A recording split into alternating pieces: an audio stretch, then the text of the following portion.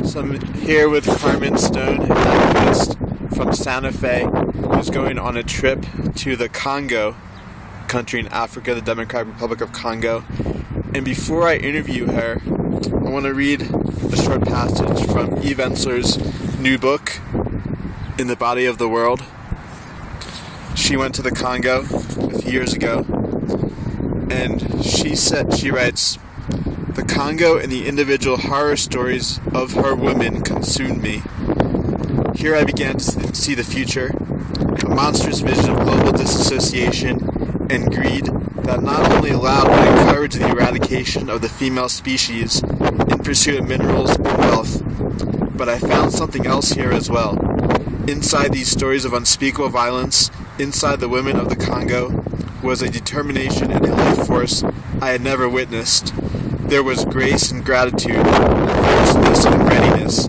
Inside this world of atrocities and horror was a red-hot energy on the verge of being born. The women had hunger and dreams, demands and a vision. They conceived of a place, a concept, called City of Joy. It would be their sanctuary. It would be a place of safety, of healing, of gathering strength, of coming together, of releasing their pain and trauma. A place where they would declare their joy and power. A place where they would rise as leaders." So Carmen, why are you going to the Congo, and what inspired you to take this trip? Why I'm going, really, I've dreamt for a very long time of going to Africa. I've dreamt of going and immersing myself in a community and being of total service, especially to women and children. And my inspiration is that I'm going there to work with a visionary activist, a Congolese woman named Maman. I heard her speak here in Santa Fe last November, and let me correct that, I experienced her speaking, because she doesn't just speak, and you don't just hear her, you experience her. She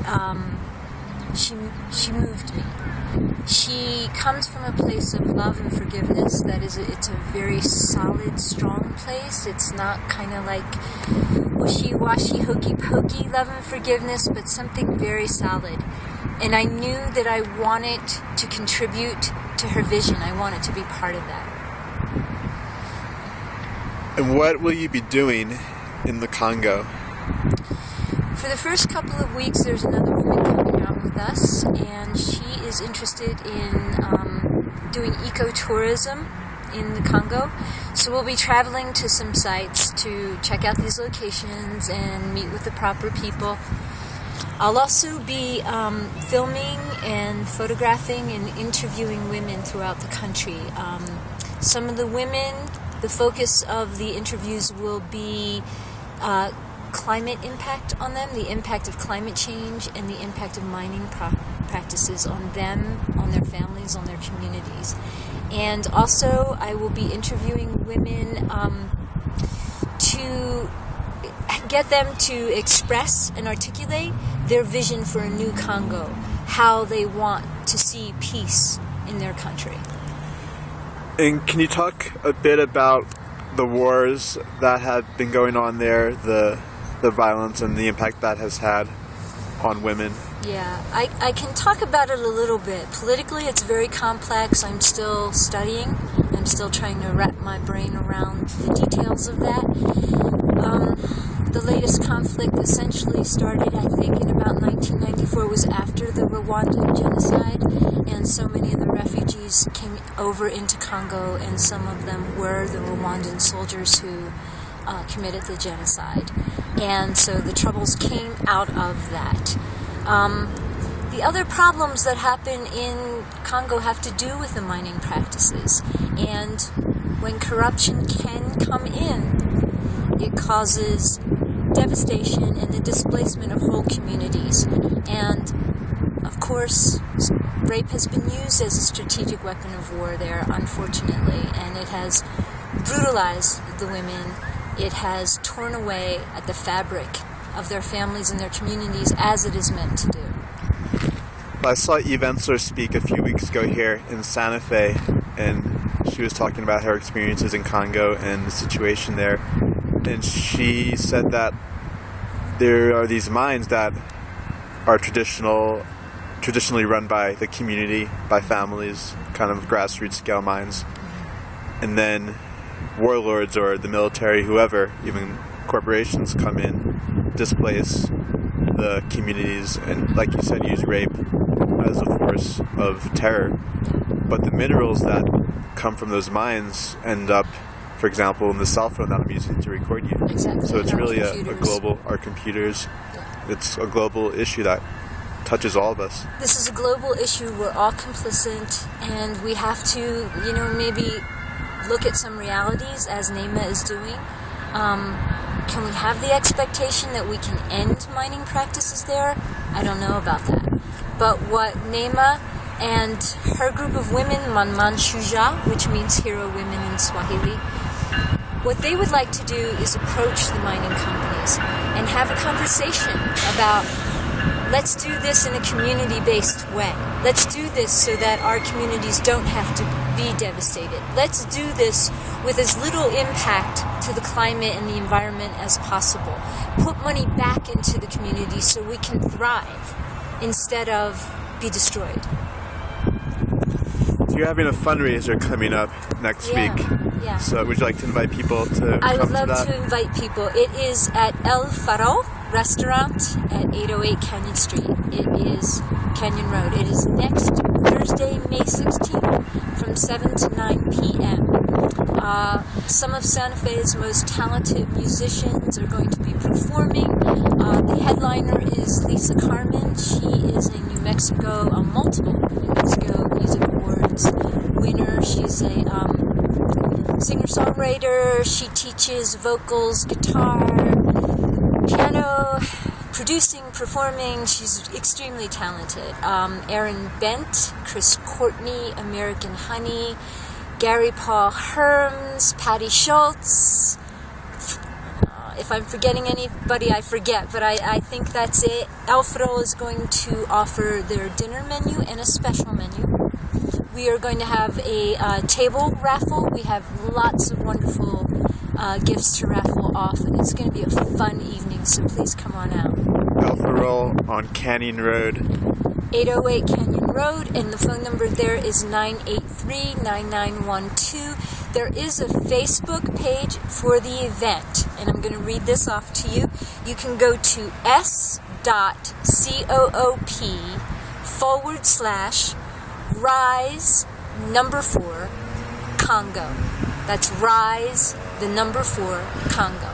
I think you have 2 links, and the Rise for Congo is the donation link. That's the donation link. I'm sorry about that. I do have a WePay account. It's a really, really, really expensive trip, and I need a lot of materials to do this. So Rise for Congo is for my WePay donation. s.coop/rise number 4 Congo. The one for the event, for the actual event, is s.coop/sing number 4 Congo. Okay? So but I do want to put a call out for the event. One of the things that we're trying to give to the women there, the Maman Shujaa, is access. Women need access to education. They need to learn how to use the computers. They need to learn how to access the internet. You can donate cell phones. AT&T and T-Mobile phones will work in Africa. You can donate USB flash drives, and you can donate cameras. And that would be so much appreciated. I will take them and deliver them to the women. Awesome. Another thing I wanted to ask you was, you've been involved in the Occupy movement, Occupy Santa Fe, and how did that inspire your activism, including this trip to the Congo?